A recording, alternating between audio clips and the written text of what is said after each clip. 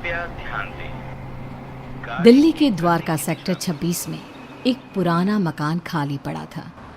आसपास के लोगों का कहना था कि 5 साल पहले मकान में रहने वाला खुराना परिवार रातों रात अचानक गायब हो गया और फिर कभी कोई उस घर में रहने नहीं आया। लेकिन आज सुबह से ही वहाँ चहल पहल थी। किसी मिश्रा परिवार ने घर खरीद लिया था और मिश्रा जी का बेटा अतुल और उसकी नई नवेली पत्नी कविता वहाँ रहने आने वाले थे। सुबह के वक्त अतुल और कविता घर में पहुँचते हैं। अतुल, घर की साफ सफाई तो बहुत अच्छी से हो गई है। हाँ, देखकर लगता नहीं कि 5 साल से बंद पड़ा है। हाँ, लेकिन इतने दिन से कोई इसे संभालने क्यों नहीं आया? अरे कविता, इस मकान के मालिक का कोई अता पता नहीं, कहाँ चले गए कोई नहीं जानता। तो फिर आपने घर को किससे खरीदा? मकान मालिक के कोई दूर के रिश्तेदार हैं, बहुत कम पैसों में बेच रहे थे तो मैंने खरीद लिया। जानती हो ना, दिल्ली में जमीनों के भाव कितने हो गए हैं। हाँ, लेकिन कोई गड़बड़ तो नहीं है ना? नहीं बाबा, ऐसा कुछ नहीं है। अतुल बाथरूम में नहाने जाता है और कविता किचन में। तभी उसके हाथ से स्पून गिर जाती है। जैसे ही कविता स्पून उठाने के लिए नीचे झुकती है, उसे किचन की शेल्फ के नीचे किसी की आंखें नजर आती है। कविता चीख कर बाहर की तरफ भाग आती है। अरे कविता, कविता क्या हुआ? अरे तुम ऐसे चिल्ला क्यों रही थी? क्या हुआ? वहाँ अलमारी के नीचे कोई है। अतुल नीचे झुककर देखता है और घबरा के पीछे हट जाता है। मैंने कहा था ना, कुछ है वहाँ पर। अतुल, चलो हम यहाँ से चलते हैं। तुम भी ना कविता, वहां कॉकरोच है और कोई भूत नहीं है। एंड आई नो तुम्हें कॉकरोच से कितना डर लगता है। अतुल, मैं सच कह रही हूँ, वहाँ कॉकरोच नहीं बल्कि कुछ और था। किसी की आंखें। मुझे डर लग रहा है, मैं यहाँ नहीं रह सकती। अतुल कविता की बात नहीं सुनता और रात होने की वजह से कविता को सोने के लिए कहता है। डर की वजह से कविता को नींद नहीं आ रही थी। तभी उसकी नज़र कमरे की छत पर लगे फैन के पास एक मकड़ी पे जाती है। वो मकड़ी को देखने लगी। देखते ही देखते कविता को एहसास होता है कि मकड़ी का आकार बढ़ता जा रहा है। कविता घबरा कर चीखने की कोशिश करती है, पर तभी वो देखती है कि मकड़ी एक डरावनी शक्ल में बदल गई। अतुल, उठो, वो देखो। क्या हुआ कविता? तुम ठीक तो हो ना? क्या हुआ? वो देखो अतुल, वो कौन है? एक छोटी सी मकड़ी, और कौन? इस घर में कुछ अजीब है अतुल, हमें यहाँ नहीं रहना चाहिए। ऐसा कुछ नहीं है, बेकार में डर रही हो तुम। अगली सुबह ब्रेकफास्ट के टाइम पर। कविता, आज मैं ब्रेकफास्ट नहीं कर पाऊंगा, मुझे बहुत देर हो गई है। प्लीज अतुल, कुछ तो खा लो। देखो, मैंने नाश्ता टेबल पर लगा दिया है। प्लीज कविता, तुम फ्रिज में रख दो, मैं निकाल कर खा लूंगा शाम को, ठीक है? Okay, bye. अतुल ऑफिस चला जाता है और कविता किचन में काम करके जैसे ही बाहर निकलती है तो देखती है कि डाइनिंग टेबल पर एक बुजुर्ग औरत और एक आदमी बैठ के ब्रेकफास्ट कर रहे थे।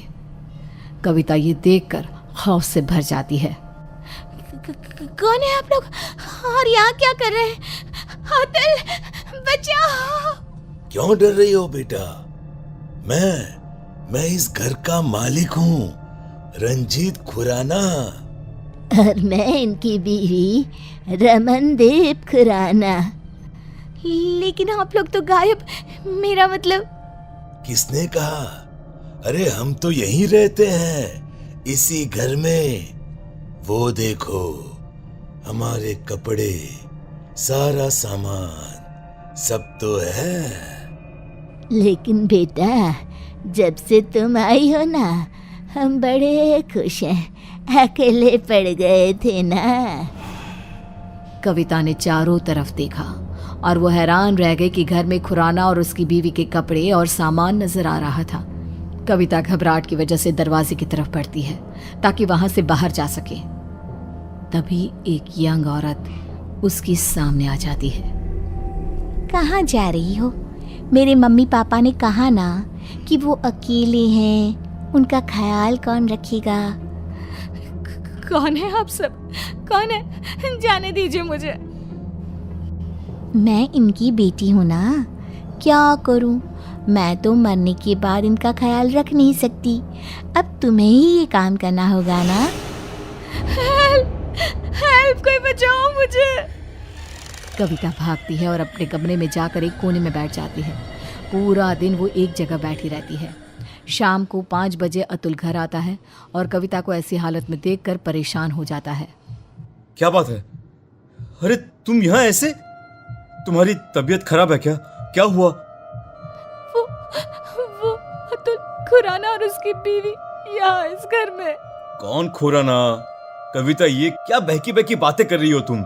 इस घर के मालिक अतुल वो यही है, इसी घर में। मैंने उन्हें देखा है और उनकी बेटी भी। तभी कविता ने देखा कि बुजुर्ग औरत, आदमी और उनकी बेटी कविता के ठीक सामने आकर खड़े हो गए। वो देखो अतुल, वो सब यहाँ है, तुम देख रहे हो ना? ओ ये, अरे ये तो मेरे मॉम डैड हैं। इनसे डरने की क्या जरूरत है? चलो अब उठो, डिनर बनाओ सबके लिए। और सुनो, मम्मी पापा को इंसानों का मांस बहुत पसंद है, तो वही पकाना। क्या कहा तुमने? तुम्हारे मम्मी पापा? लेकिन तुम अतुल मिश्रा मेरे पति हो, और ये खुराना, और ये क्या मजाक है? इंसानों का मांस? कौन हो तुम? ओह अच्छा, तुम्हारा पति। तुम उसकी वजह से परेशान हो। रुको। अतुल पीछे पलट कर देखता है और फिर जैसे ही वो कविता की तरफ पलटता है, कविता ने देखा कि उसका चेहरा पूरी तरह से बदल गया था और अब वो किसी भेड़िए की तरह नजर आ रहा था। कौन हो तुम? मेरे पति कहाँ है? क्या किया तुमने उसके साथ? अतुल ने रूम की छत की तरफ इशारा किया। कविता ने देखा कि अतुल का शरीर रूम की छत पे चिपका था। वो मर चुका था।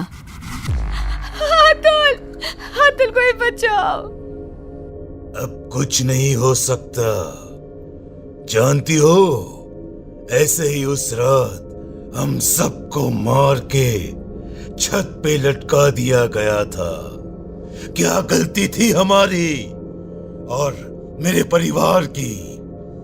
यही इसी फैन के पीछे हमारी डेड बॉडी छुपा दी गई, फॉल सीलिंग करवा के, ताकि किसी को पता ना चले।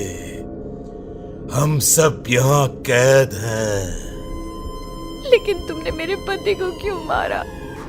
उससे तो मरना ही था, क्योंकि उसके बाप ने, जो कि एक कॉन्ट्रैक्टर है, इस घर को हड़पने के लिए ये सारा खेल रचाया था। उसकी सजा तो मिलनी ही थी। मुझे जाने दो। मैंने तुम्हारा क्या बिगाड़ा? नहीं, अब तुम हमेशा के लिए यहाँ कैद हो। हमारी भूखी तड़पती आत्मा को संतुष्टि करने के लिए एक जिंदा इंसान का इस घर में होना जरूरी है।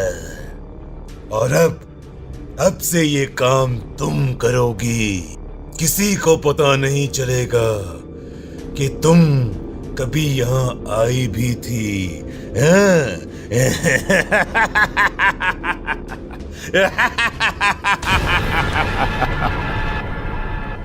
उसके बाद सेक्टर 26 में एक खबर और फैल गई कि खुराना के मकान में रहने आए अतुल और कविता भी अचानक से गायब हो गए।